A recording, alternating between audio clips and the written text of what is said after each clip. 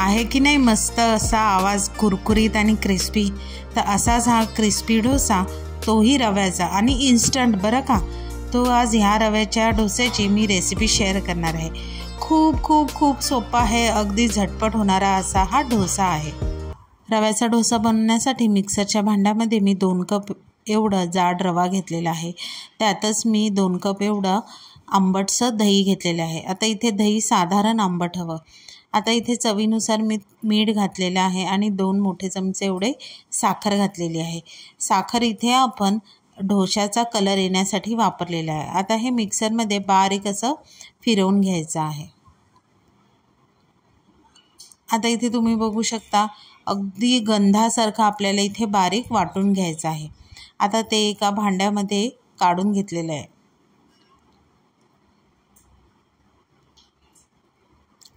आता सुरुवातीला इथे तुम्हाला हे बॅटर थोडं घट्ट वाटत असेल, पण नंतर ह्यामध्ये आपण पाणी घालणार आहोत। आता ज्या भांड्याने मी रवा घेतलेला त्याच कपाने मी 1 कप एवढं पाणी स्टार्टिंगला घातलेलं आहे। पाणी घालून आपण व्यवस्थित असं मिक्स करून घ्यायचं आहे।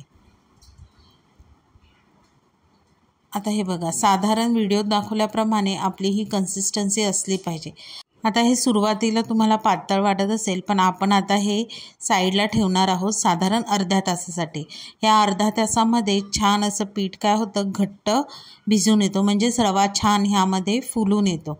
आता इथे तुम्ही बघू शकता, स्टार्टिंगला पातळ होतं, पण आता अर्धा तास आपण साईडला ठेवल्यामुळे रवा छान असा फुलून आलेला आहे। आता ह्यामध्येच मी 2 टीस्पून एवढं बेकिंग सोडा घातलेला आहे।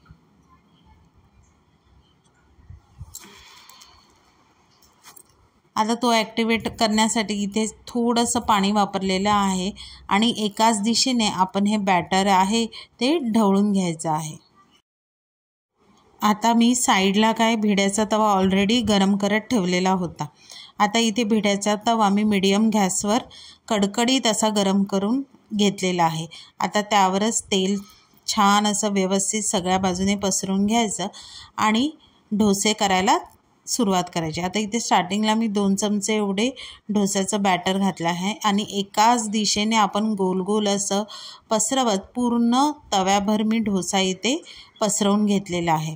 आता ह्या स्टेजला गॅस मात्र आपला मीडियमच हवा, मीडियम बारीक हवा आणि त्या बारीक गॅसवरच आपल्याला डोसा सर्व बाजूने छान असा गोल्डन रंगाचा होईपर्यंत आपल्याला शिजवून घ्यायचा आहे। आता वरची साईड सुकली की त्यावर मी तूप सोडलेलं आहे। तूप हे टोटली ऑप्शनल आहे आणि तूप सोडल्यावर बघा डोसा हा छान असा टर्न करून घेतला। आता तुम्ही बघू शकता इथे छान साखरेमुळे ना डोशाला गोल्डन कलर आलेला आहे। आता पुन्हा इथे तेल लावून दुसरा डोसासुद्धा त्याच प्रकारे पसरवून घालून घेतलेला आहे। फक्त लक्षात ठेवायची की गॅसची फ्लेम जी आहे ती बारीक ठेवायची आहे। बारीक ठेवल्यावरच डोसा छान चारी बाजूने गोल्डन कलर येईल आणि क्रिस्पीसुद्धा होईल। आता इथे मी तूप घातलेले आहे आणि एका डोशावर थोडीशी मिरचीची पूड घातलेली आहे।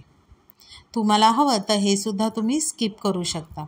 आता अशा प्रकारे दुसरा डोसासुद्धा बघा आपला छान असा सोनेरी रंगाचा तयार झालेला आहे आणि हा रव्याचा इन्स्टंट कुरकुरीत डोसा तयार झालेला आहे। आता हे डोसे तुम्ही असंच सुद्धा खाऊ शकता, चटणी सांबार कशाबरोबरही तुम्ही हे खाऊ शकता। आवाज ऐकून तुम्हाला कळलंच असेल किती छान क्रिस्पी असा डोसा हा तयार करून झालेला आहे। तर तुम्ही माझ्या नक्की ह्या रव्या डोस्याची रेसिपी घरी ट्राय करून बघा। रेसिपी आवडली तर रेसिपीला लाईक करा, शेअर करा, कमेंट करा।